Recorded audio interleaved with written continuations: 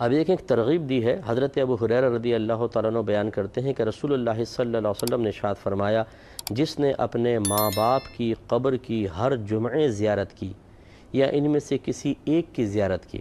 یعنی سے والدہ ہی فوت ہیں صرف یا والدی فوت ہیں، تو اللہ تعالیٰ اس کی مغفرت کر دیتا ہے، اور یہ لکھ دیا جائے گا کہ یہ بری ہے، آزاد ہے، گرفت سے، جہنم سے آزاد ہے۔ معجم الصغیر کے اندر یہ روایت بیان کی گئی ہے۔ اس لیے میں اپنے دیکھنے والوں سے گزارش کرتا ہوں، اگر پاسبل ہو تو ہر جمعے اپنے والدین اور کوئی ان میں سے ایک فوت ہوا ہے تو ان کی قبر کی زیارت کیا کریں اور ان کے لیے وہاں دعائے بخشش و مغفرت کریں، کچھ بھی قرآن پاک وغیرہ پڑھ کر ان کو ایصال ثواب کریں، تو انشاءاللہ بروز قیامت ہمارا یہ آنا جانا، یہ مشقت اٹھانا، تکلیف اٹھانا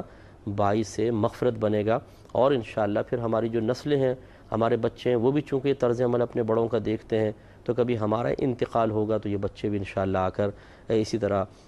زیارت بھی کریں گے اور ہمارے لیے راحت کا سامان پیدا کریں گے۔